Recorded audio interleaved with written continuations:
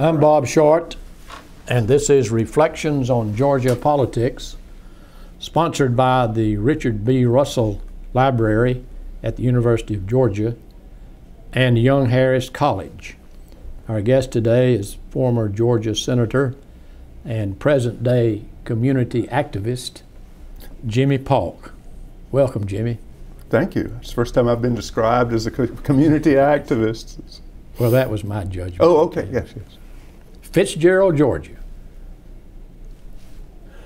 I was born in Fitzgerald. I actually didn't grow up there. As a child, I lived in Ocilla. My father and grandfather were undertakers, and we had a funeral home in both towns. And before I went into grade school, we moved to Ocilla. So I grew up there. It's 9 miles down the road. Mm-hmm. I guess in a sense I grew up in both places. Went to school there until I was a sophomore in high school, and then I went away to Georgia Military Academy, which at that time was a military boarding school. In College Park? In College Park, suburban Atlanta.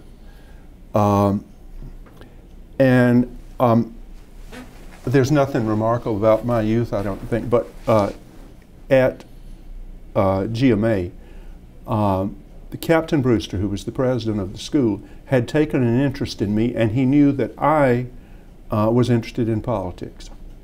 And he introduced me to Jimmy Carter, who Brewster had, I believe, supported the first time around when Carter ran for governor. Or perhaps, I don't remember his background, but they had become acquainted, and he'd been impressed with him. And he wanted me to meet him. I did.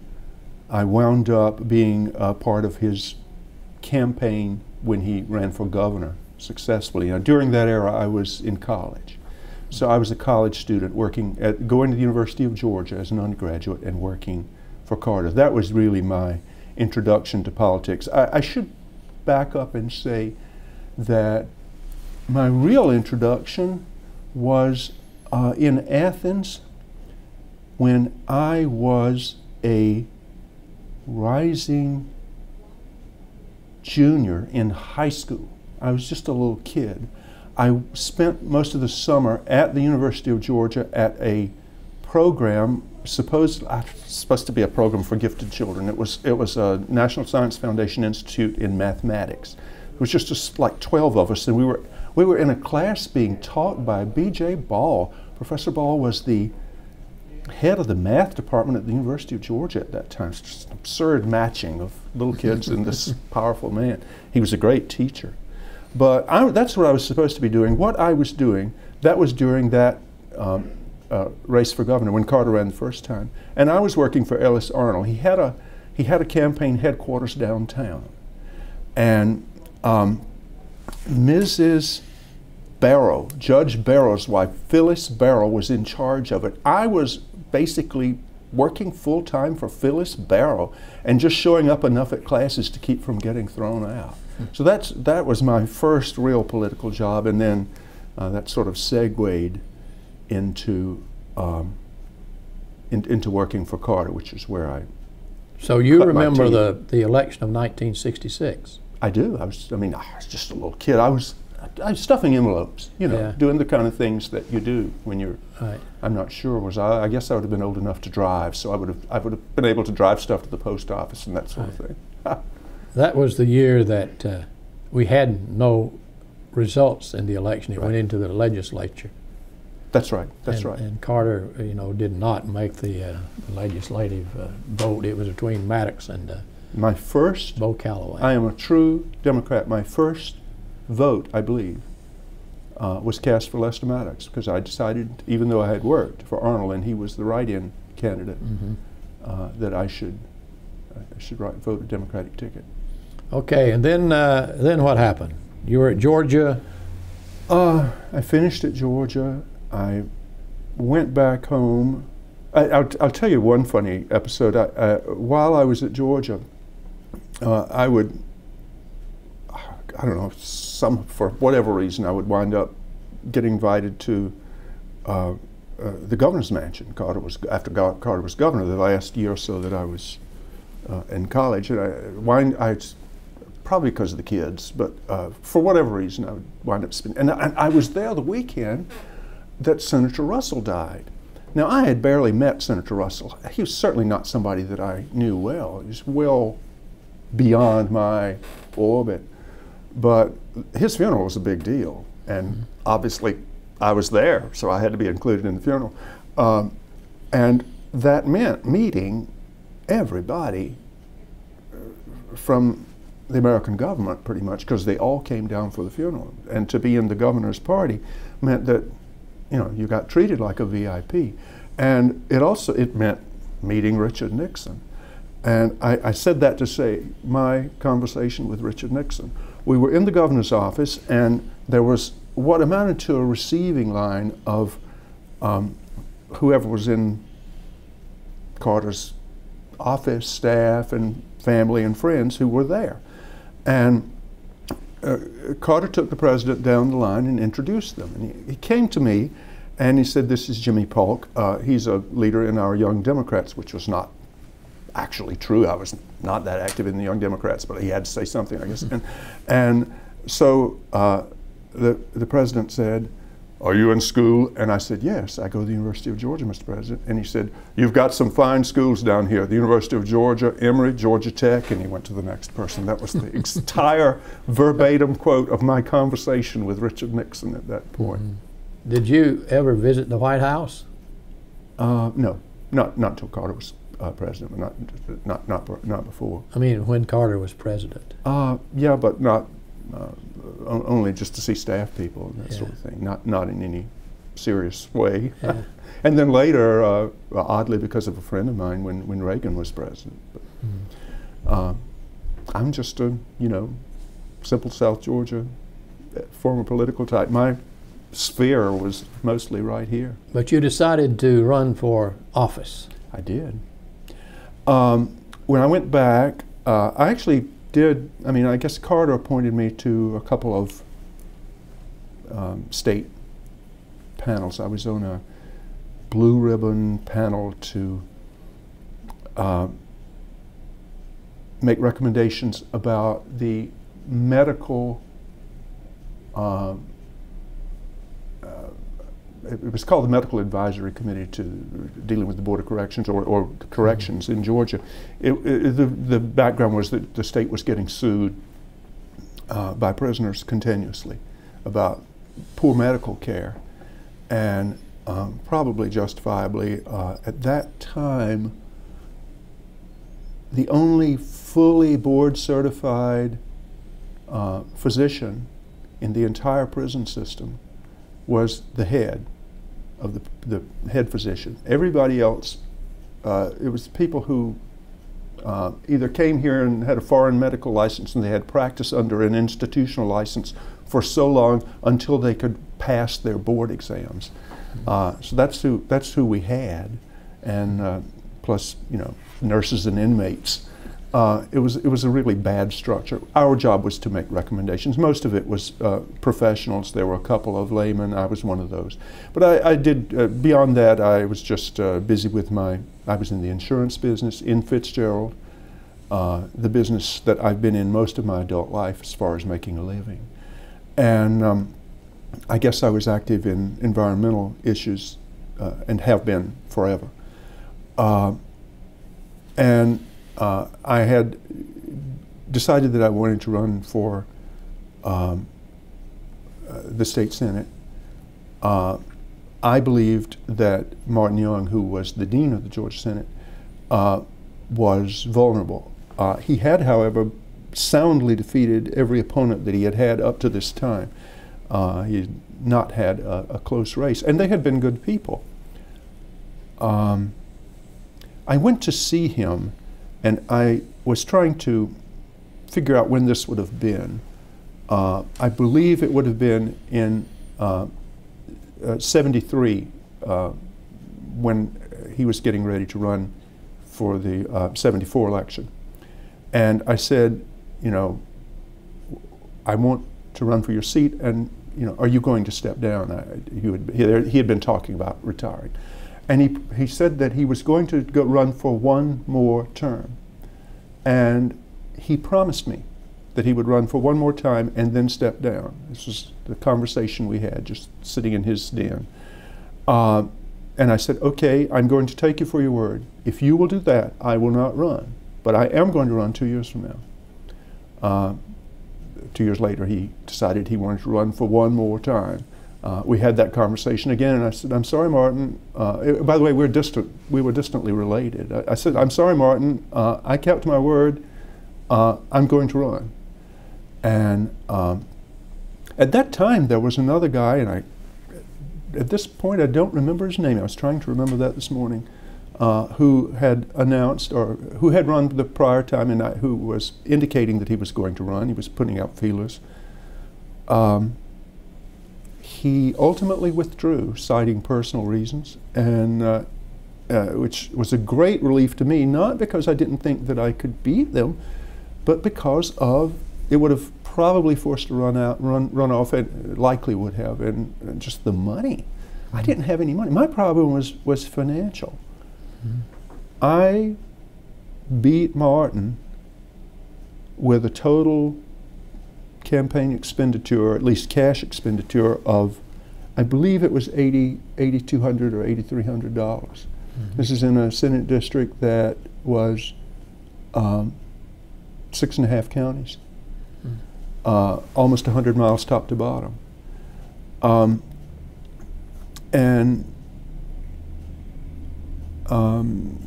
So that's how that came about. What sort of campaign did you run? It was, and part of this was necessity, part of it was what I had learned at Carter's feet, I suppose, was very much a person-to-person campaign.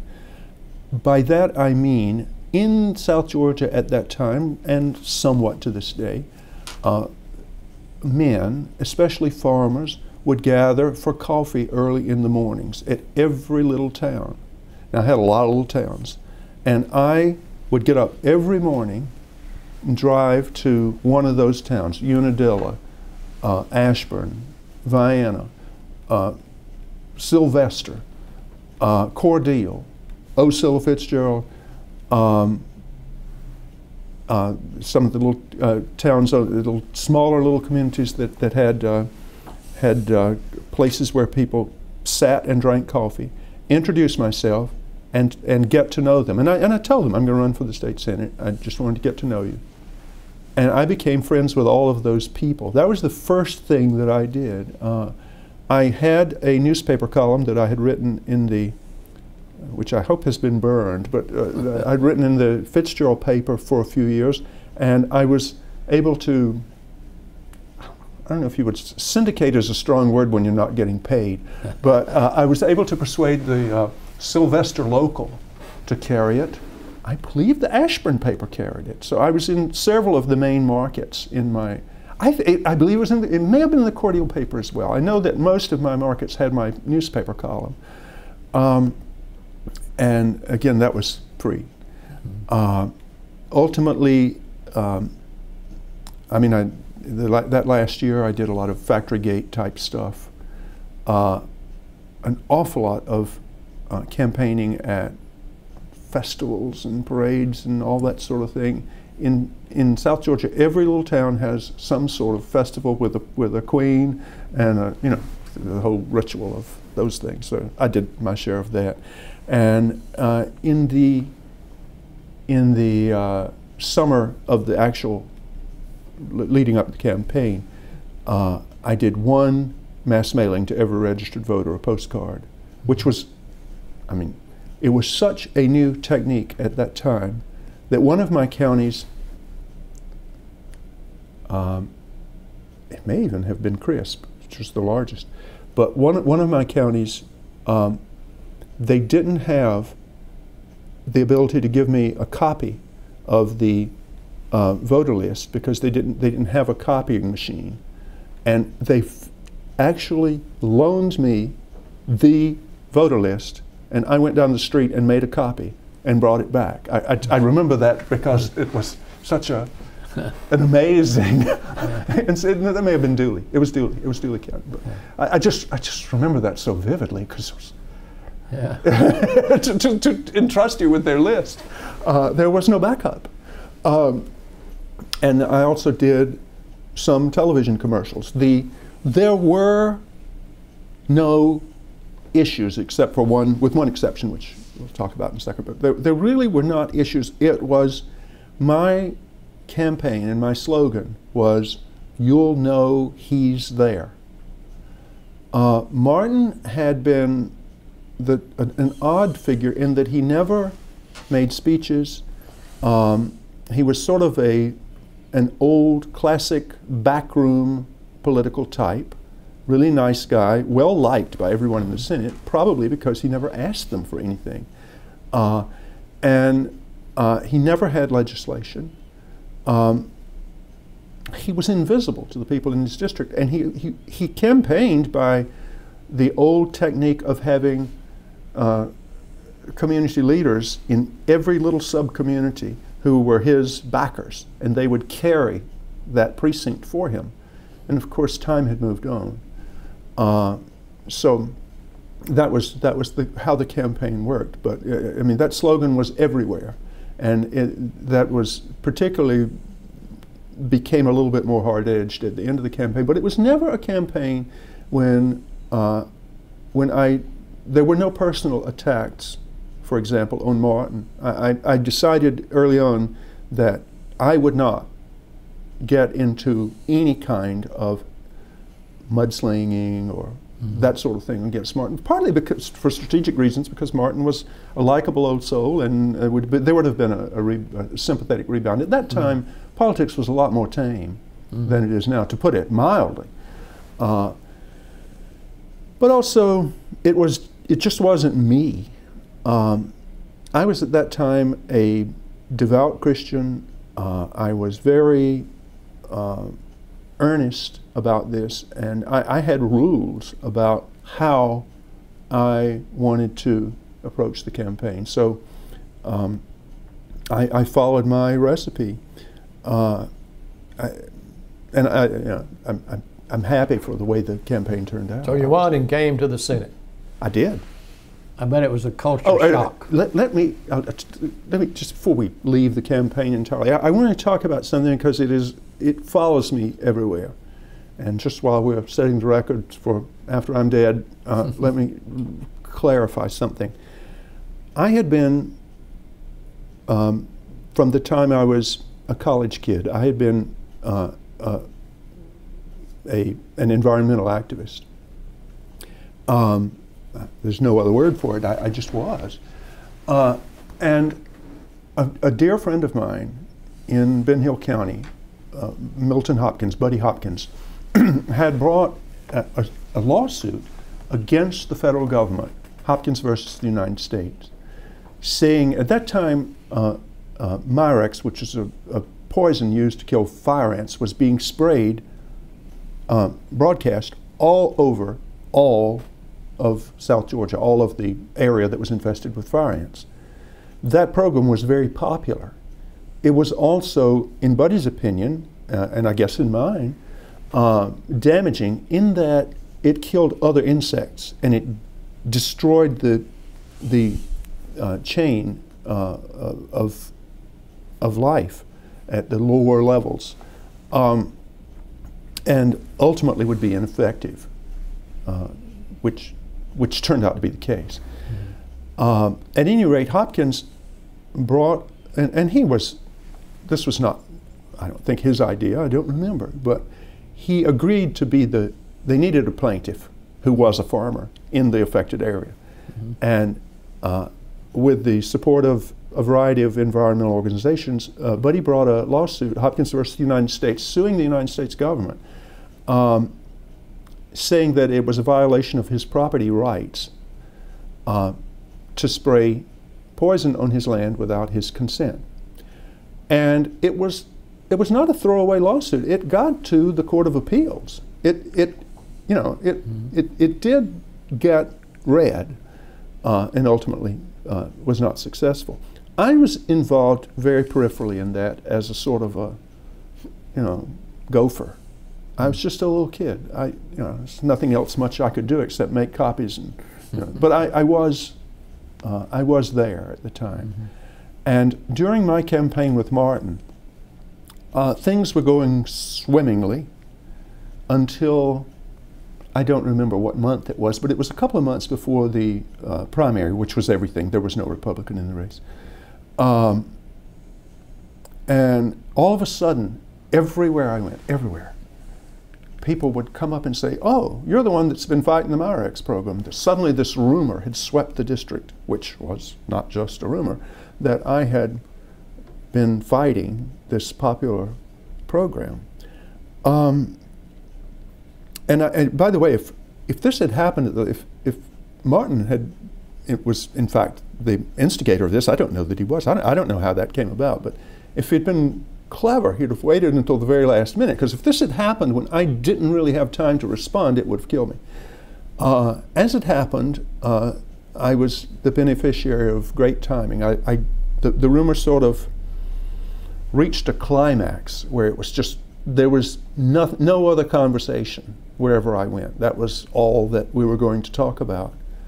So I don't know if I was invited or I got myself invited to speak to the Lions Club of Ocilla, Georgia. This is where I'd grown up. These were my friends. So I had a speaking engagement. I called Albany Television. Albany was the station that everyone watched in my whole district, except maybe in Unadilla where they watched Macon. But pretty much everywhere else they watched Albany Television, and the farmers all watched it for weather, so they watched the news too. And I called them in and asked them, I said, "I'm going to do something interesting at this Lions Club meeting and I want you to come." And I'd never made such a request, and they said, "Paulk, this better be good. If this isn't, you're never getting another inch of film." So they came, and I don't know if the papers, I guess somebody from the television newspaper came. That was about it. It was the local paper there. And I wish it was, the statement itself was on camera, because I would like now for people to see what I actually said. It was the most non-committal statement that you could possibly make. I didn't want to lie. I couldn't say that I had not opposed the MyRex program or that I had changed my mind. I hadn't. It was about the importance of pesticides and that sort of thing. And I had a little bowl of MyRex. The county agent, who was a friend of mine in Fitzgerald, explained to me that it loses its potency very fast, and it's basically ground up corn cobs with this ingredient that at any rate is one of the most specific insecticides you could have. It only targets a certain type of animal. So people can eat it, not that they would want to, but this was old and it was gone. I was just eating ground up corn cob, and I didn't eat much, but I had a little piece of a spoonful, put it in my mouth, let the cameras watch me chew for a minute, and it was magic. The issue disappeared. The farmers laughed for a week or so, and then we got on and talked about other things. And it never came up again, except that I have heard about that episode for the rest of my life, as if I had crashed into the Senate as an opponent of modern agriculture, I'm sorry, as an opponent of environmental programs, and that wasn't the case. Did you ever read Rachel Carson's book, Silent Spring? Of course, yeah. What was your reaction to that book? I read it when I was in college, so it was in that whole formative period when I was, I don't know, building an ideology, and to this day, I don't, I'm sure I've probably have long since thrown the book away, but I mean, it's a part of my, it's become a part of my persona. I want us to live in a world where we aren't swimming in poison. But honestly, most of my environmental work has not been anything near pesticides. It's been about water. Right. We can talk about that as yeah, I'd like to, but first I would like to talk about your coming to the Senate. Yes, I think so. And what your impression was when you when you held up your right hand. Well, yes, but even before that, my first visit to the Capitol as a senator-elect was for something that most people wouldn't even, it was for the Senate caucus meeting, where you organize the Senate for that year, which is held, I don't know when it was, but November or December, before the session started. And so that was the first time I went into the Senate chamber as a prospective senator, meeting some of my colleagues for the first time. I had made it my duty to go and pay personal calls at their homes at as many people as I could that I didn't already know. I did know some of them. And I went in for the caucus, and Martin, the guy that I had just beat, was sitting in my chair. And I didn't know what to do. I mean, I'm just brand new at this, and there's something totally unexpected. And everyone, there was an air in the Senate, everyone had noticed this, and you could see them smirking, you know. I didn't want to confront Martin. It was the last thing that I would do. So I was a friend of Al Holloway, who was the majority leader. I'm sorry, majority leader, yeah. And Al's office was right there next to where I sat. I didn't know many people as well as Al, but our districts adjoined. I had known him before. I'd visited him. So I just went over to get Al's advice, and I said, and Al said, I remember the conversation verbatim. He said, well, do you think the old son of a bitch is just that stupid? And I said, yeah, Al, that's all I think is going on. He's not venal. And he said, you know, he thought a minute, and he said, okay, I'll tell you what you do. Bob Bell's seat is right in front of you there. You sit, that's whatever, 5th district. He said, you sit in Bob's seat. He's a Republican, he won't be here. And when I call the roll, I'll call you, I won't call Martin. He'll just sit there, he won't vote. And you'll be fine. So that's what we did. And later, I don't think, it wasn't that day, but it was at a parade a week or so later, Martin came up to me and apologized. He'd clearly just not understood, you know, that he wasn't a part of that caucus. But that was my first day on the job, I guess. I don't remember much about being sworn in. I'll tell you about two things. I'll tell you about the first important vote that happened, and then we'll talk about the Senate itself and how the factions were comprised at that time. I believe it was the first day that I was there, for some reason, because they needed this vote that I think something that had happened before had to be done again for budget reasons. There had been an error they were fixing or something. It was a vote for those two, the Twin Towers, that 2 office buildings across the other side of the Capitol. And it was supposed to be a perfunctory vote so that they could start building on them. And it had come up rather suddenly, and I hadn't had time to look at any of this, and here were some very big numbers. And I remembered that Jimmy Carter had vetoed those buildings when he was governor, saying something to the effect that it would just be 20 more acres of state employees, and that's all it would amount to. And so I said, well, I'm going to vote against it. And everyone said, oh, well, you're going to have the governor really upset with you. And I knew Governor Busby was the governor at the time. I knew Governor Busby. You were his senator. No, he was from Albany. I didn't go that far. Oh, okay. But he had been in the House, and his House district adjoined my district. We had met at functions. Our friends, we had some of the same friends. His mother was from Vienna in my district. He had grown up in my district. So, you know, we had many ties, and I knew that this was something that was going to pass overwhelmingly, and he could tolerate one vote from me. I just wanted to make a symbolic vote against excess, and against voting for something without ever reading it.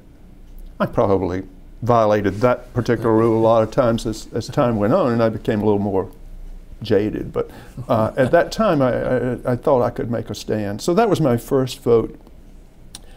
Let me talk about what the Senate was like at that time, because it's so different now. There are 56 members. My first term, there were 4 Republicans. Paul Coverdale, Bob Bell, who later ran for governor, Jim Tysinger, and Haskew Brantley. Those were the Republicans. That's it.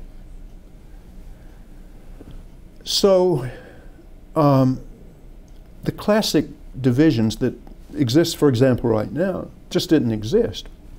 But what happened, and this didn't happen in the House, interestingly enough, but it happened in the Senate, which had been the battleground, and still I think was, because it was closely divided on key votes. When Lester Maddox was governor, the Senate had divided itself into the Maddox faction and the anti-Maddox faction. And then when Carter was elected, of course, Maddox was like governor.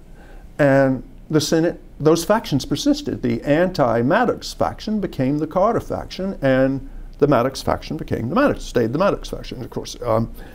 And during, I don't know, you remember, in the Carter years, every battle was just hard fought in the Senate. It was always a vote or two, and he lost a lot of votes. And it was, it was that division. By the time I got there, Carter was president, Maddox was long gone, but the factions were still there. And it's not that one was necessarily more conservative than the other, although, I mean, I guess you could make an argument that the Maddox faction was more conservative on some issues, on social issues. But on balance, this was not a conservative liberal split. And it was not a pure urban rural split. It wasn't like that. It was just driven by personal politics and by the struggle for power and leadership. The leadership faction, which was the old Carter faction, was led pretty much by Al Holloway and Zell Miller, the lieutenant governor. At that time, the lieutenant governor still exercised a lot of power, not just as the presiding officer, but appointing committee chairman. Really, he was a part of the leadership in every sense, probably the key figure in the leadership. But it was very much a group of people, and Jack Riley from Savannah, and then on down, Roy Barnes, all the committee chairmen, Pierre Howard, Eldridge. That was the leadership faction. Then the old Maddox faction had morphed into the sort of opposition, and that was led, I would say, by Culver Kidd. He was certainly an important figure. It depended day by day on what the issue was, who really was leading, but Culver was often the leader. Other figures in that coalition were Joe Kennedy, who later emerged as the leader of that group when they took power, which was after I left. After I left, it all went to hell. But Hugh Gillis, looking at my notes so I don't leave people out. Tom Allgood later became, I think, a part of that faction. I'm not sure at that time. Tom was more of an independent, I would say. I identified with the leadership faction, the old Carter faction. My loyalty was there. However, like pretty much everybody in that faction, I had the ability to vote whichever way I felt. We were, most of the people in the Senate when I was there were very conscientious about when they voted on issues. People sat in the room and listened to the debate. You could see a bill's fate change during the debate in the Senate. You could see people asking questions and changing their mind. It was that kind of a place. And I'll leave it at that. But I also would say I was a member of Culver Kids Committee, the Select Committee, the Senate Committee on Economy, Reorganization, and Efficiency in Government. Now, this was a committee that had been created, I believe, when Maddox was governor, in order to circumvent the other committees and to give Culver a power pulpit. I probably was put there as a loyalist by Zell. I'm not sure that I always performed like he expected, but I guess on most of the big issues I came through. But that was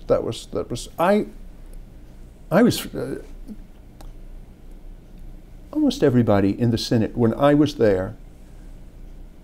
We were great friends with each other. I had great respect for most of my colleagues, not all, and some of them I would qualify it, but most of them were very dedicated people. Most of them were honest. And if they got beat, they would just go home. That's how they felt. So that's where I fit in. Tell us about Culver Kid. Well, Culver was a charming man, and that just is such an understatement with Culver. Everyone fell under his spell. Even, I remember when he died, Jimmy Carter making comments. Even Carter, who had done battle with Culver on a daily basis pretty much the whole time he was in state government, enjoyed him. He was very funny. He was probably, of all the people in the Capitol, Culver was the one, even including the lobbyists, Culver is the one that I probably would prefer to go on a trip with, He just was entertaining. There was a ribald element to him. He would say things to people's wives that no one else could get away with, but people expected it with Culver because he was Culver. He had a bar in his office, which was like 2 doors down from the Senate chamber. And the liquor was in a drawer that was captioned "toxic wastes" in a file cabinet. And you would go in and get a drink. But the problem was that every cup, the little plastic cups that you got out, were the kind that you get from a vendor, they were all imprinted. Culver had everything in his office, little cups, little stirrers, little napkins. Everything was imprinted with the words, "Take, but don't forget." And you knew that you were selling just a little piece of your soul every time you had a little drink in that office. Now, that bar had gotten Culver into terrible trouble one time back when Lester was governor. You remember. Lester had accidentally wandered into Culver's office at the wrong time, and everyone was drinking. And Lester, being Lester, and completely out of control of anyone, although if anyone controlled him, I would suggest that it was Culver. But Lester denounced Culver, and Culver's office referred to Culver's office in print and on television as a den of iniquity. And it took a while for things to be patched back up. But the bar didn't get closed, not while Culver was alive. Culver had had some run-ins with the law about,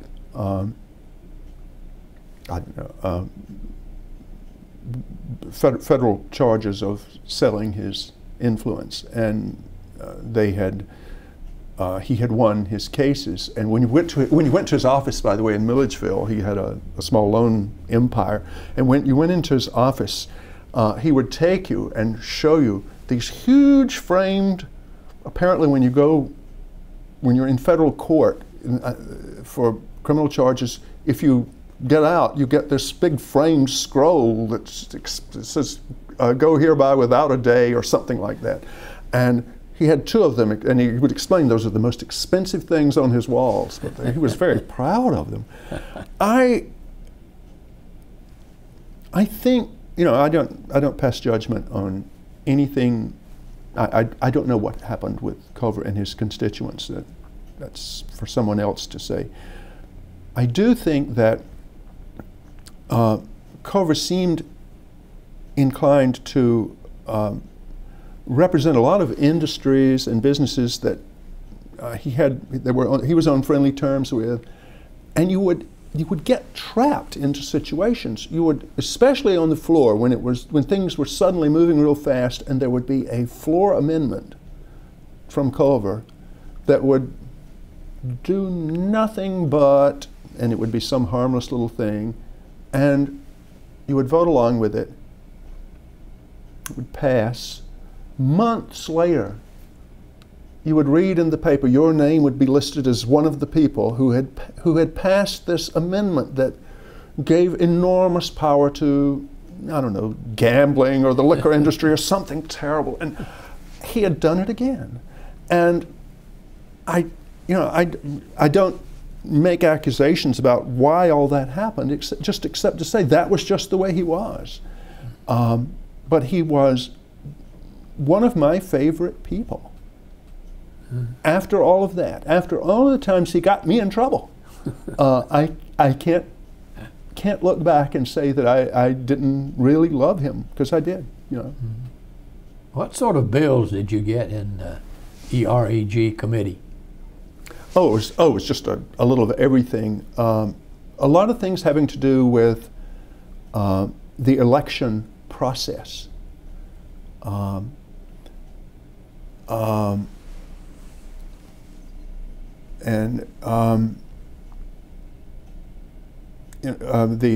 ballots and, you know, all that sort of thing, the rules of elections. I mean, it had a broad mandate, and I think that Zell, by the time I was there, Zell would send things to that committee that he where he trusted Culver and the rest of us to sort of come down on a certain way. Yeah. But you know, I don't think that a capital punishment bill would go to EREG, but you know, it did have a broad mandate. Didn't he abolish that committee? And not while I was there. Really? I think he abolished that committee later on. Yeah. That committee had subpoena power. Yeah, that's right. Which is very unusual. Yes, that's right. That's right. Yeah. Yeah. Particularly with Culver as the chairman. I don't remember us subpoenaing anybody, but it's possible that we did. I mean, we dealt with all sorts of things, like we'd get into licensing issues, that kind of stuff. A lot of the day-to-day machinery of state government, which frankly was the thing that Culver was most interested in. Culver did a lot of good. I don't think anybody could deny Culver his legacy. He introduced more bills than anybody else, by far, except maybe the governor's floor leader. And a lot of them were really, that's how you got trapped. So much of his legislation was obviously good and harmless and well thought, that here came another one, seemed to fit the pattern, except for later. How did you get along with the lieutenant governor? Always well. I respected him. He was honest, ethical, serious. Took his work very seriously. He respected me. He was fair to me. And you know, I would bend over backwards to try to support him. And when I didn't, I would tell him. You know, I mean, we had a very open dialogue about what was going on. Mm-hmm. There was a time that, we'll, I guess, get to this, but there was a time when a group of us challenged the leadership, but that was pretty rare. Well, tell us about that. Oh, you want to jump to that? Well, I had been. Let's just say, one of the things that I was interested in was in limits on government, and particular. I think you could say I was more or less a libertarian, both on social issues and on government powers and economic issues. Some of this has changed over time. I've gotten old and a little bit more liberal and softer on the government side, more tolerant of taxation and spending, which is, you know, why I'm not running for office now. Certainly not in South Georgia. But at the time, one of the things that I felt strongly about, and one of the issues that I carried around, was the idea for a constitutional amendment to limit state spending, a la Colorado.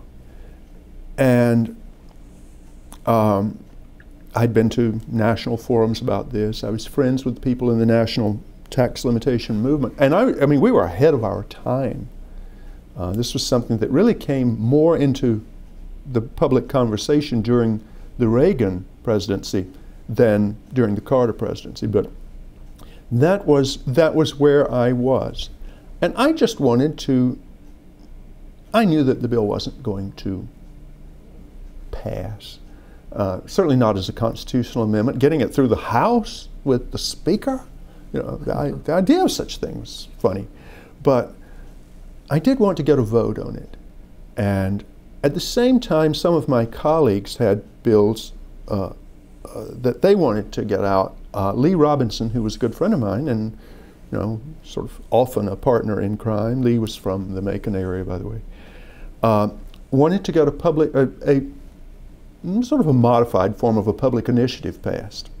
Again, constitutional amendment, required special session, required a 2/3 vote. And Bob Bell had a bill that who was a Republican, had a bill that put a cap on the process for spending. I don't remember the details of it now. The three of us got together to try to use a hitherto a process that had not been used for, I don't know, 100 years or something like that, where you called a special session by getting a certain number of signatures of members of the legislature. And so we were basically going around the leadership to try to get our bills on the calendar, you know, have a special session. We didn't succeed. We got more signatures than you would think. I think 14, 15 signatures, I don't know, in the Senate. That's not terrible, but it's not, you know, we needed 28.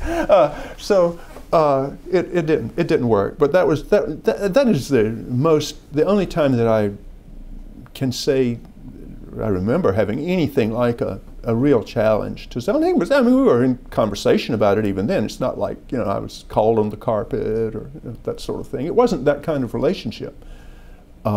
I think that Zell, one thing I like about Zell is that the difference between his style of leadership, which was appropriate to the Senate, I think, as it was constituted then, and Speaker Murphy, was so vivid. The contrast was so vivid.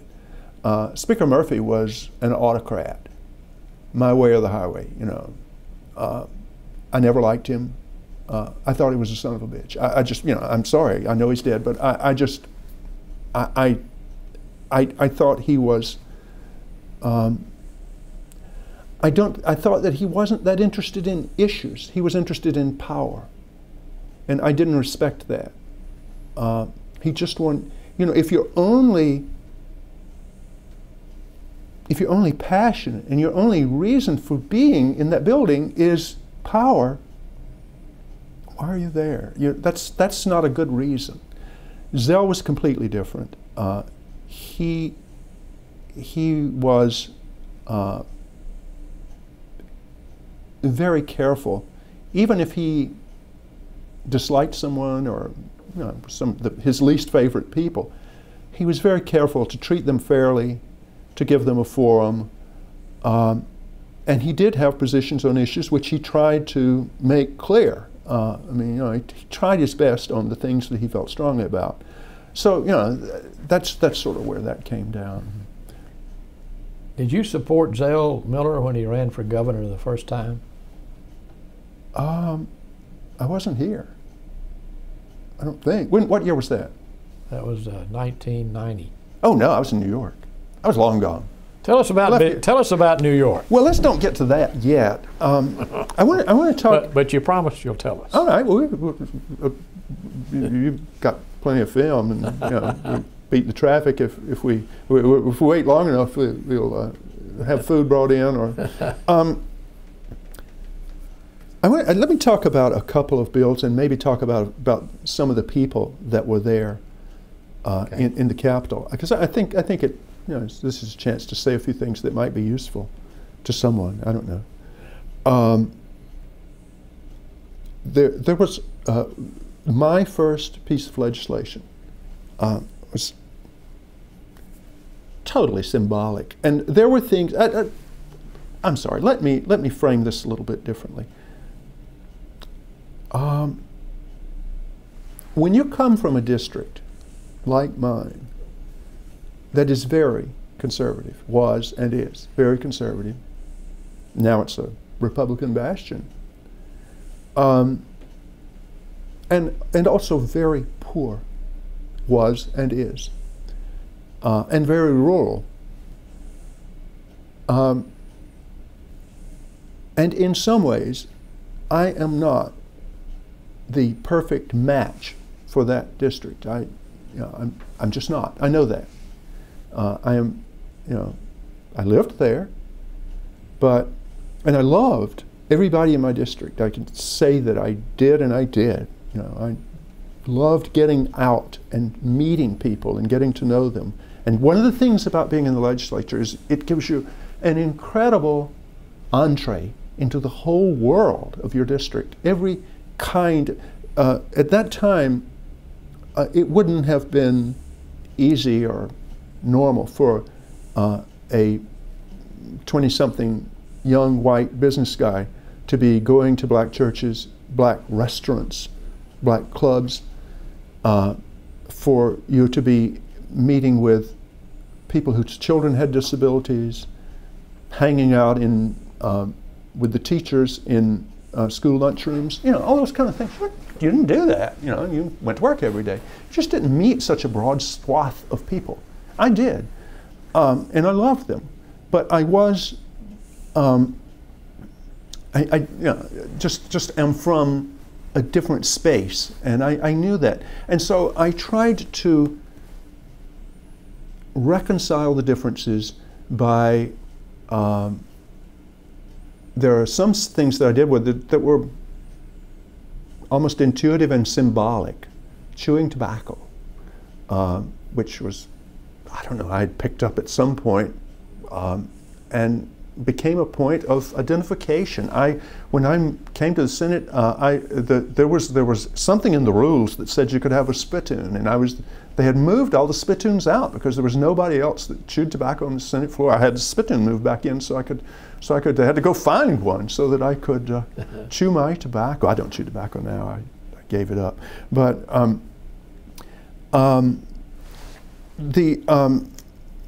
what I'm trying to. I was just trying to think what some of the gestures were. I guess the fire ants thing would have been one of those touchstones. And I spent a lot of time hanging out with the farmers in my district because I came from a very agricultural district. My first bill was a bill to make the peanut Georgia's state symbol, obviously replacing the peach, although the peach had never been officially adopted, so this was like, we were going to adopt it as a state symbol. That set off a turf war. I discovered, by the way, that I had a couple of peach farmers. I didn't even know it, and they were friends. I just didn't know that that's what they did. But you see, Jimmy Carter was president, newly elected. So there was this whole thing about peanuts, and I lost. The pine tree people got in that, the chicken people, and everybody came to the Capitol, and we all had the battle of the little lapel stickers. But it was harmless, and it was a gesture, and I hope it was good for the peanut farmers. But you have to pick your battles. And I think more so when you're from a district where you don't agree with your people on everything, then there are times when you just have to decide what to take to the wire.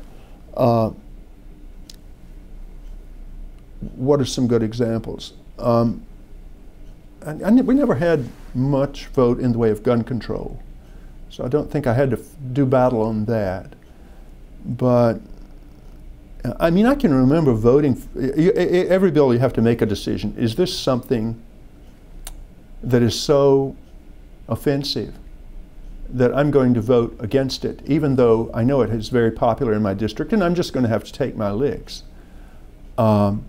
The reverse of that would have been the ERA. I believe I was the only, well, I'm pretty sure I was the only member of the Senate south of Macon to vote for the ERA. I knew that it was wildly popular in my district. I knew it wouldn't pass. There's really no reason for me to vote for it except principle. I was able to cover, I caught hell for that when I went back home, and I was able to cover that by something that I thought was kind of clever. I was able to say, truthfully, that it was the only time that my mother had asked me to vote for something.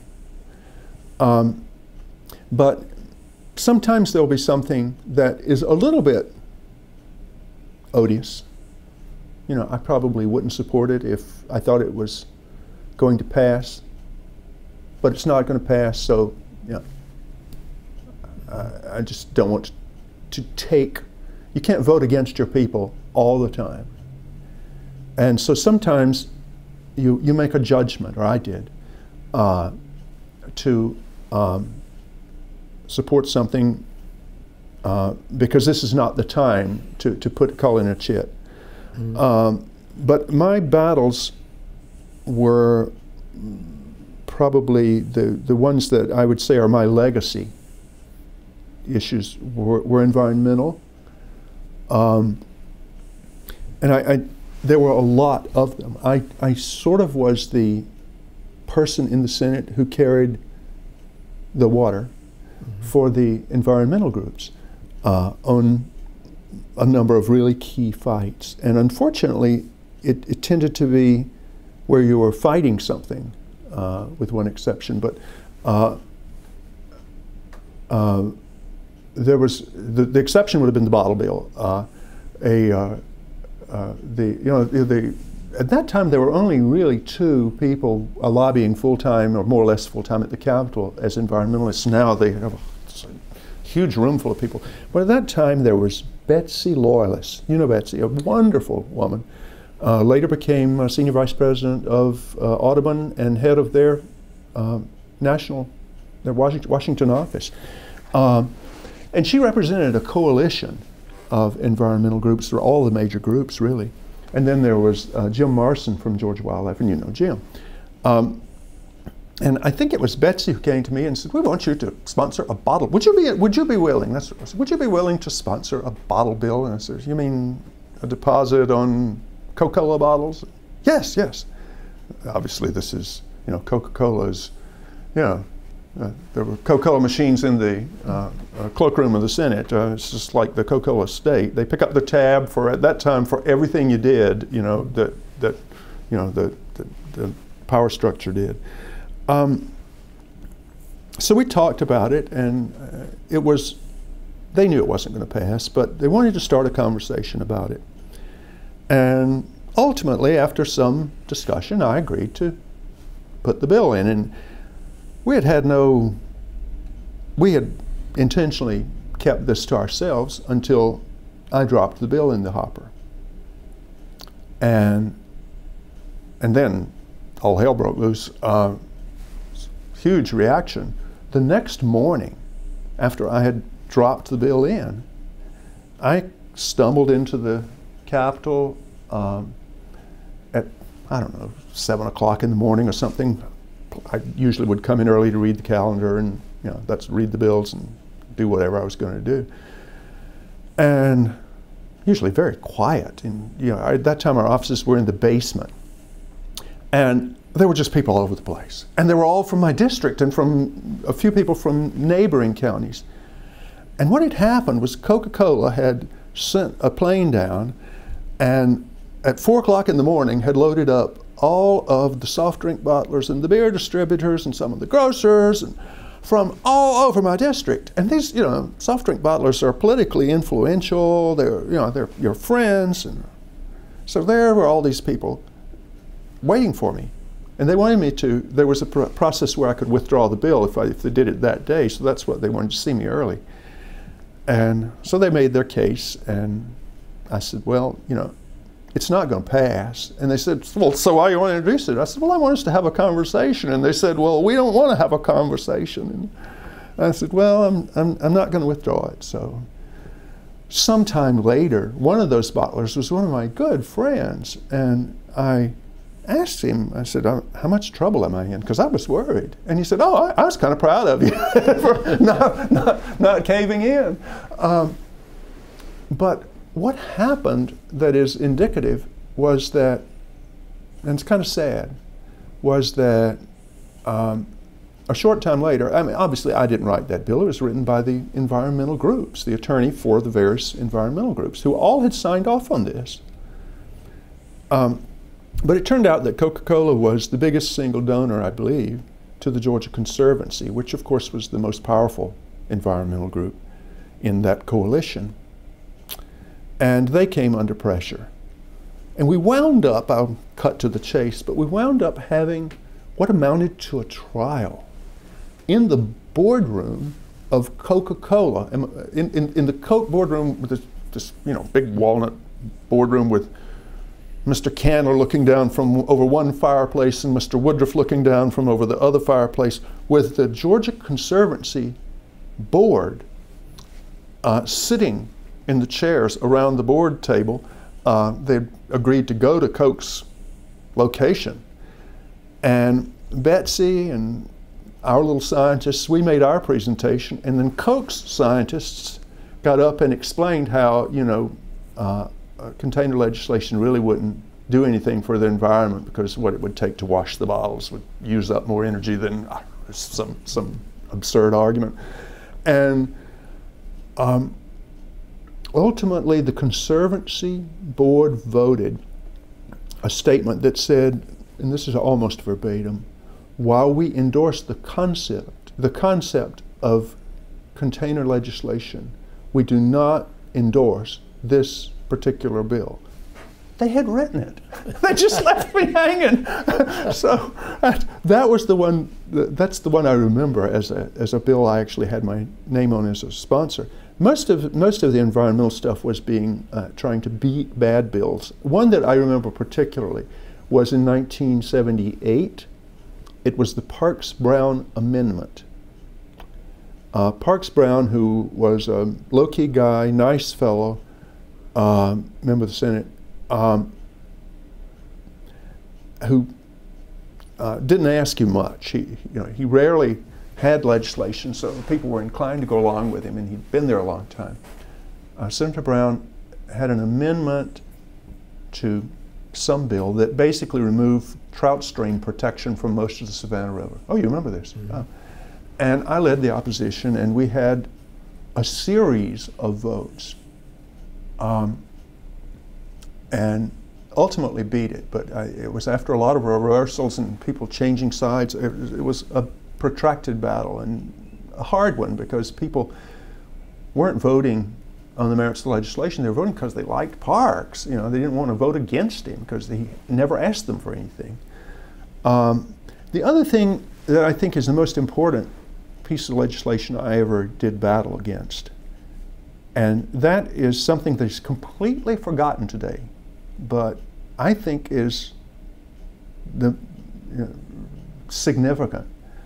In 1979, a bill emerged that had passed the House unanimously.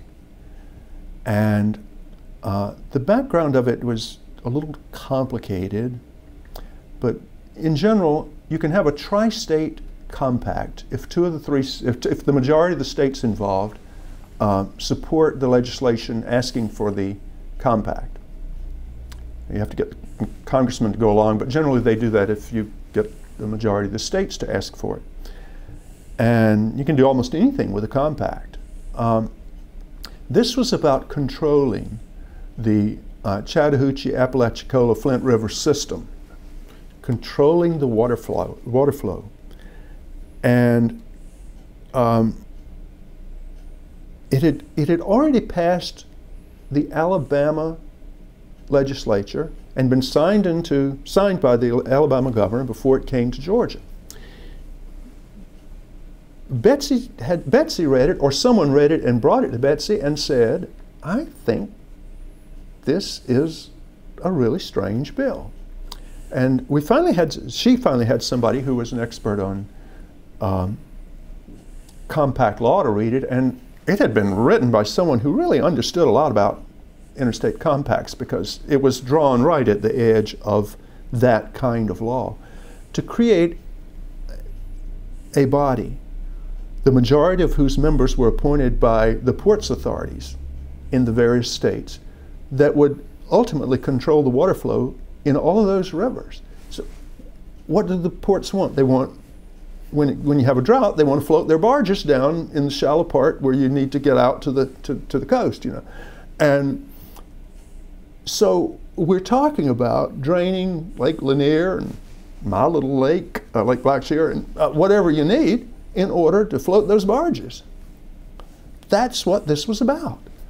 But that wasn't what the conversation had been. The conversation was, this is an innocuous bill to support the ports authorities and give them some voice in the river management. Well, it was a very tough battle about the future of, among other things, the Chattahoochee River. And it was very hard to get people in Georgia interested in it.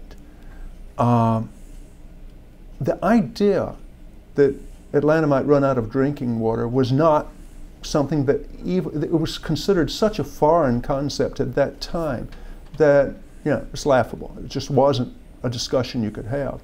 The Atlanta papers covered it, but not on the front page.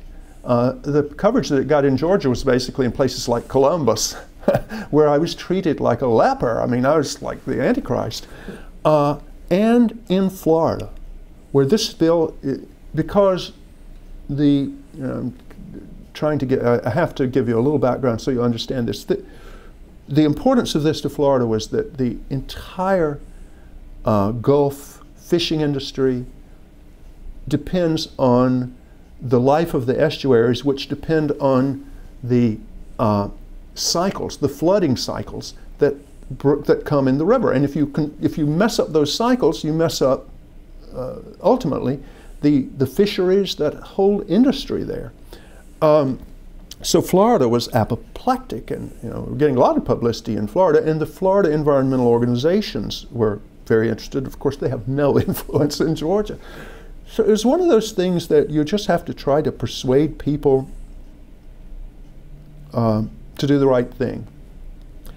And I lost on 2 different votes, each time I believe by 2 votes. It was close, but we got beat. But meantime, I was on a committee called the Committee on something like Community Affairs, and Governor Busby's transportation plan for Metro Atlanta was locked up in that committee. The suburbs were against it. The inner city, the governor was for it, so the governor's forces were for it, and it was basically a tie. And I was the tie-breaking vote. And of course, my people didn't give a damn about Atlanta. transportation system. They just didn't care. So I was footloose. I would have supported it, but I wanted to get my Tri-Rivers bill beaten. So the governor summoned me in, and he said, "Well, what do you want?" I mean, you know, why beat around the bush? And I told him, I told him this bill. I said, "I want you to veto this bill." And you know, he has a very expressive face. He said, "You want that?" You know, he thought I was going to ask for a jail or something, you know, prison. And I said, "That's it." And you could tell he really wasn't even that familiar with it. You know, he said, "Okay, let me study it and I'll get back to you." Meanwhile, we got Bob Graham to actually come and meet with him. But Bob Graham was governor of Florida at the time. Came and met with him.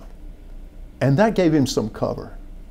And so towards the last days of the session, I mean, obviously he probably tried to get that bill out of committee without having to deal with me, but towards the last days of the session, what's his name, his administrative assistant? Tom Perdue? Must have been Tom Perdue. Tom Perdue came over and got me, and he said, "All right, it's a deal." So I voted for it, and we got our veto. So we saved Atlanta's water supply, saved our rivers. Mm-hmm. This was before, every time you read about the three states and the rivers, it always talks about 1981 as the date when all of these battles started. This was the original, as far as I know, this was the original three-state, three-river battle.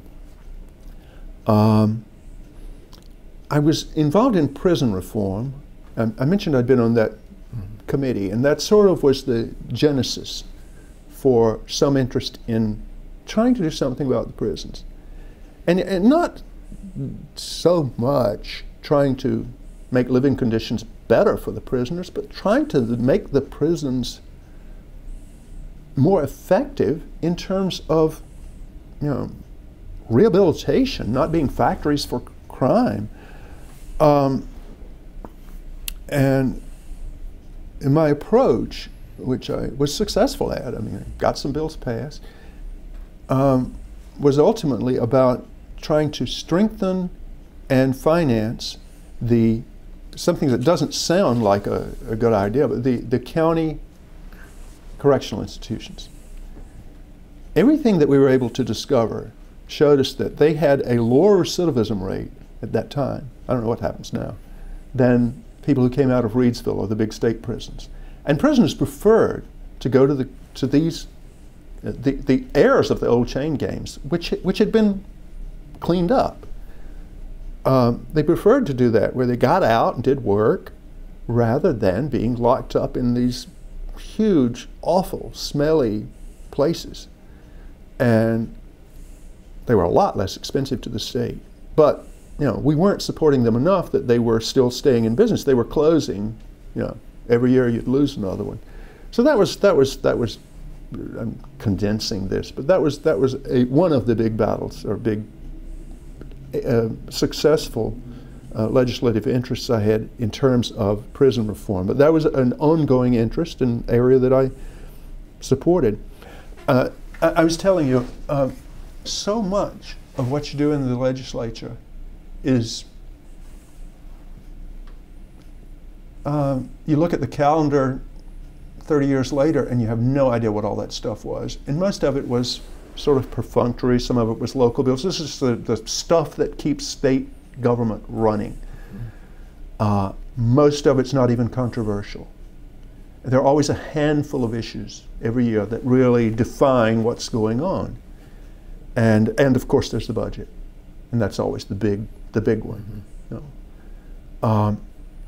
But I've tried to, you know, single out some of the stuff where I was played a little bit of a role. Now, looking back, a lot of your time as a legislator, and it's an enormously time-consuming job. It's ruinous to any kind of, you know, real occupation where you make money. Is spent as a sort of an ombudsman, helping everything from local government, county governments,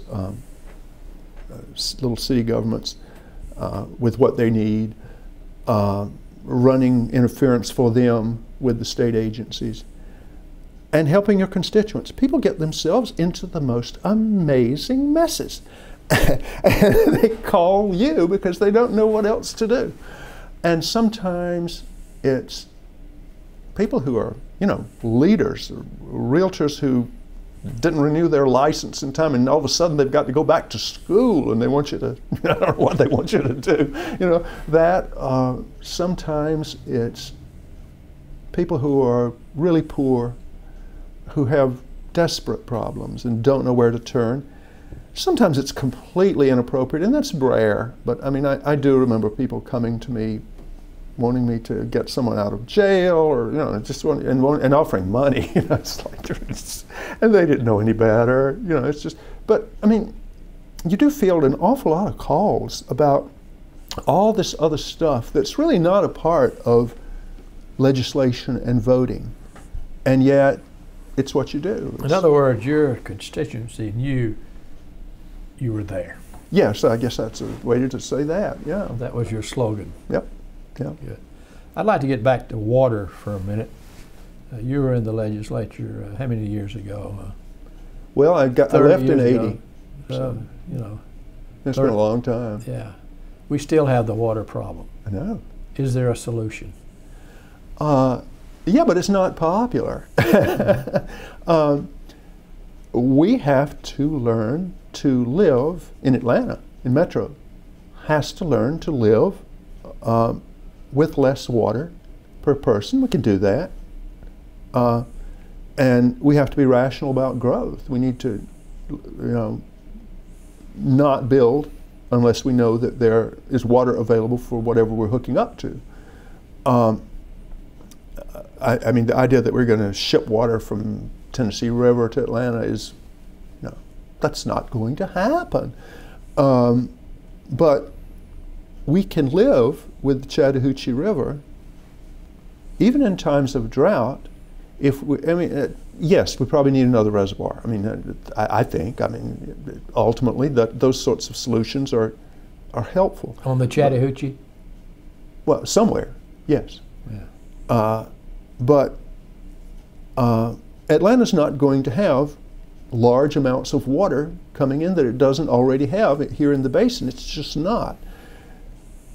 So we have to learn how not to use so much water for our yards, for our toilets, for everything we do. And we can do that.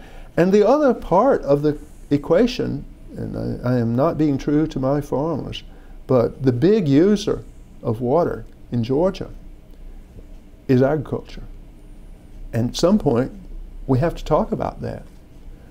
There's not an unlimited amount of water for agriculture. There's I mean, this isn't California, fortunately, but we have limits, and we've been acting like we don't. So, rationing? Oh yeah, I mean, yes. Right now, there's just no process. You just draw what you want. I think I was involved in, I wasn't the principal author, but I was involved in a bill that licensed or had a process for large water users where we could at least gather information for how much they were collecting, but it doesn't limit them. It just says, we find out what's happening. So you don't think interbasin transfer of water will work? I just don't think it's going to happen politically. I think we need to learn to live within our means in terms of water, and I think we can. I don't think we've even scratched the surface. We haven't even passed basic things like low-flow toilets in Atlanta, in new construction. How simple is that?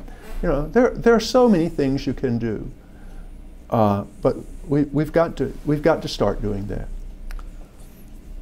Then you decided not to run? I did. Why?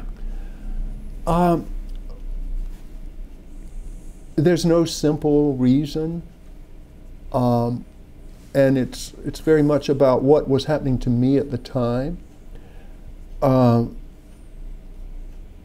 politically, I was in a bad situation in that, I mean, in terms of the ability to run for higher office. To run for Congress, which is what I would like to have done, I was in the corner of 3 congressional districts. And I had basically 2 counties in each of them, except in one district I had 2.5. So I was just in the corner there. I wasn't in a good situation to run for Congress. In terms of statewide office, I didn't have a network of friends statewide. And to compound matters, running for anything, I was a terrible fundraiser for me. I got lucky when I ran against Martin in that I was able to do it without a lot of money. But to take the next step, to go to the next level and run for a statewide job, would have required what at the time would have been an enormous amount of money for me, and I didn't have it. So I had limited resources, no real political options except stay in the Senate, and I felt then, as I do now, that you shouldn't hang around. You know, there's a time to go and a time to leave, and it was as good a time as any. And there was just in terms of my personal choices, I wanted to move out. I wanted to live somewhere else and experience something else, and I wound up accepting a job in New York with the National Audobon Society, which I did for a couple of years. I created the Birdathon, which to this day is their main fundraising venture. And I enjoyed it enormously, but then I went back in the insurance business up there. In New York? In New York, Yeah. That's what I did the whole time I was there. I was there for 27 years in New York. City? Living right downtown, yes. And I've always had an interest in classical music. I wound up writing as a music critic for a variety of magazines. That has transferred over. When I moved here, I was able to start writing as a stringer, as a, you know, just a part-time person for the Atlanta Journal-Constitution. Again, almost entirely about classical music, because that's my area. I do occasionally write about the theater or something like that, but it's mostly about music. But you decided to come back home. I did. Why? Well, I had always thought that when I got old that I would probably retire down here. And I got old, probably not as old as I had been thinking I would eventually and expect to get. But the insurance company that I was and am affiliated with, it's a franchise arrangement, and we had some problems in downstate New York with hurricane risk management. We stopped writing homeowners policies. They started non-renewing in-force homeowners policies. I couldn't figure out how to make money. I was able to get a good price for my business. I sold it. I came down here. I was going to retire, travel around, concentrate on my writing. And that didn't work. I was just bored. So I went back in the insurance business, which is what I do again. Yeah. But, and you're right. I suppose there is a certain amount of political activism that I like to dabble in. So I'm not completely gone from the political process, but I am gone as a candidate. Really? Oh, yeah, yeah. Well, you know, as they say never. Well, I've pretty much said never. Well, let's talk a minute about your community activities. I know you're involved in a lot of activities here in Atlanta that are not political. It's mostly about begging. I mean, at this point, I'm mostly about asking people for money, whether it's for a charity or for a political candidate. I'm still a Democrat. I'm a yellow dog Democrat.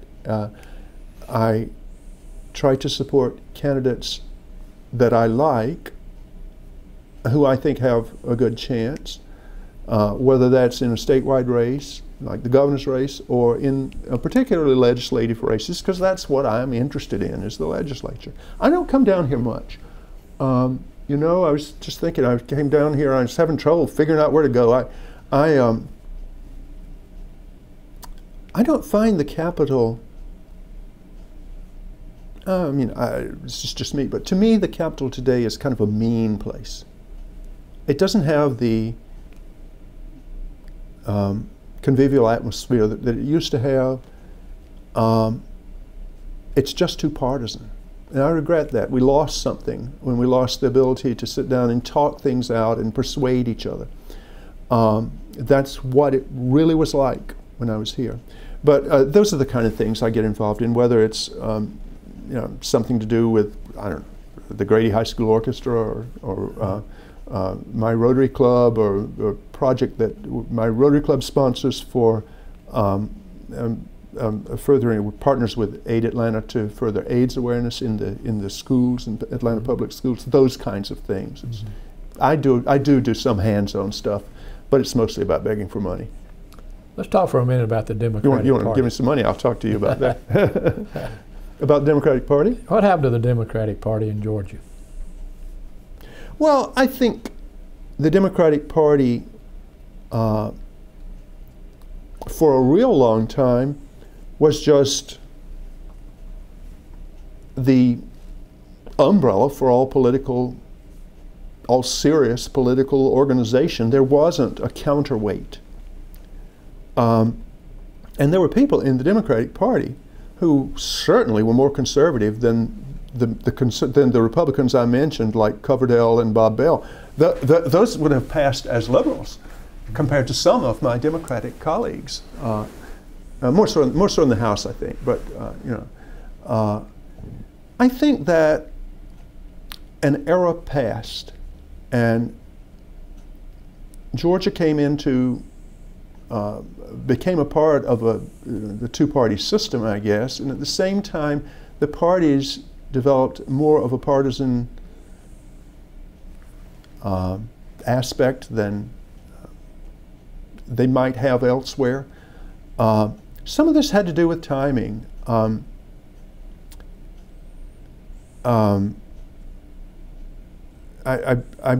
never met Newt Gingrich, or if I have, I don't remember it. It's possible. I mean, you go to a lot of receptions when you're in the legislature. I probably met him at some point because he would have been a congressman, but I don't remember it. But I've told people, you know, two of my people that I most admired are people that he ran against, and in each time it was almost a new low in political campaigning. The first was Jack Flint, who was the father of one of my college roommates. And I think he ran against Jack first as a Democrat, running to the left of Jack, and didn't win, so then he ran against him on the right. And I don't remember if it was the second time or the third time, but Jack decided, having experienced one campaign with Gingrich, that he didn't want to put his family through what he knew was coming. Not that he had anything to hide, he just wasn't worth it. So he withdrew. And then Virginia Shafford, who was my colleague, sat 2 rows behind me, a good friend, ran as the Democrat in that race. And I suppose by modern standards, even that race was pretty tame, but at the time it was a defining mean race, with the suggestion that she was abandoning her children to go to Washington, that sort of thing. It was just nonsense personal stuff. Those kind of things came into play. But it's, you know, I think also, though, politics has, and this is not about your question, but this is about what's happened to politics.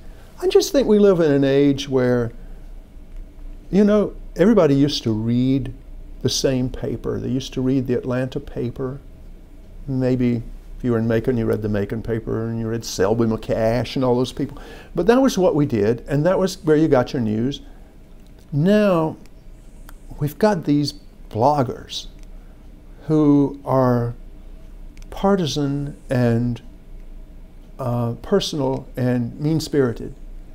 And there's a take no prisoners approach in the press. That is the press. Because for one thing, we have lost a statewide press. There is, I mean, the Atlanta paper barely covers the Capitol at all, and aren't that interested in a comprehensive look because they can't afford it. They don't have the money, and there's no one to take their place. So it's not, what's taken their place is a patchwork of bloggers, and that can be anybody. It can be a conspiracy theorist. It can be someone who is brilliant. But a lot of people tend to read the one that agrees with them, and that drives them further into the corner, I think. Would you agree that the present political philosophy in Georgia is the old Democratic philosophy that has turned Republican? No, I don't agree with that. I think I don't know that there was a democratic philosophy. There was just a big tent that included a lot of people, including,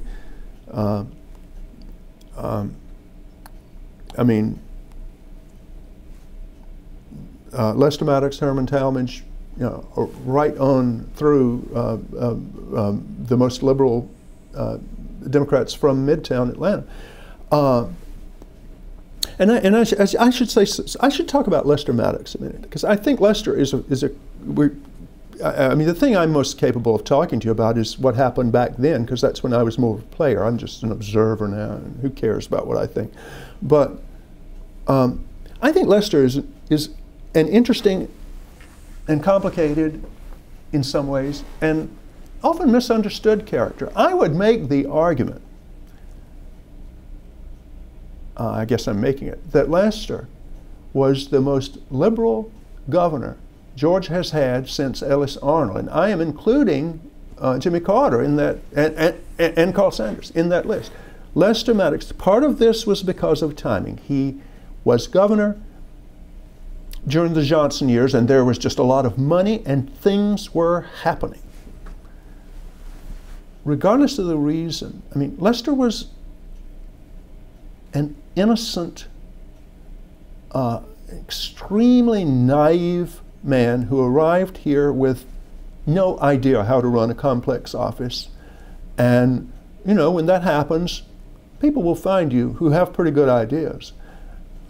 He had the reputation for agreeing with the last person he talked to, and so if you were smart, you knew you want to wait till everybody else has come out and then go in and give him your opinion. And of course, Zell Miller was his press secretary. Zell had some position, I don't remember. Yeah, he was his executive secretary. His executive secretary. So, but those people that I worked with in the Senate, so that I've just described to you, were Culver and Zell back then were the guys feeding Zell's ears, feeding Lester his opinions on day-to-day issues. But he had a heart, and he had a compassion for poor people, because he'd come from a very poor background. And he used to have Little People's Day when he would open, was it Saturday or Friday? I don't remember. I think it was Friday. Wednesday afternoon. And anyone who wanted to could line up and go and talk to the governor about anything, whatever their problem was. And he would have his department heads there, and he would hand stuff off to them. And they would get their problems solved. It was wildly popular. He took the stripes off the prison uniforms, which was very popular among black people. He said things that were not politic. But you have to go by what he did and what happened in terms of spending for poor people and for nutrition. And that was an era when a lot happened. Now, I dealt with him off and on from long before I got elected, until when I was elected he was just a phantom that would show up at the Capitol. I will tell you my favorite Lester Maddox story. Years after I had left office, when they remodeled the Capitol, I'm pointing at the wrong direction, they're over there. They remodeled the Senate chamber, and after that, the Senate sponsored a party for all former members of the Senate and former lieutenant governors, because they were the presiding officers, and really no one else except, of course, Coca-Cola had paid for it, so they were there. We had a party reception in the Capitol, in the Senate chamber and the rotunda, and it was a black tie. And my niece, who was, I was living in New York, I came down and I took my niece, who was probably 16 or 17 at the time, all dressed up. I was trying to introduce her to all of these, famous people, George Smith, and, people that she didn't really recognize the name, but I tried to explain. I introduced her to Lester Maddox. And you know one thing about Lester, he could never remember anybody's name. He had absolutely no memory. And I knew that, so I told him who I was, and he remembered. And then he asked me if I was related to, there used to be a chiropractor named Paulk I think in Marietta. Everybody went to him. He must have had a huge practice, because back before there was Earl Paulk Jr. and Earl Paulk Sr., there was the chiropractor. That was, I can date how old people are by what they ask me when they hear the name Paulk. And people would always ask me if I knew this guy. And I said, well, he's related, but it's pretty distant. And he said, I had a digestive problem, and people kept saying, go see Paulk, go see Paulk. So finally I went to see him, and he gave me an adjustment. I went home, I had the first good BM I'd had in 6 weeks. One adjustment. What could I say? I thought a minute and I said, Lester, that's great. And my niece was standing there with her mouth open, trying to figure out who this guy was.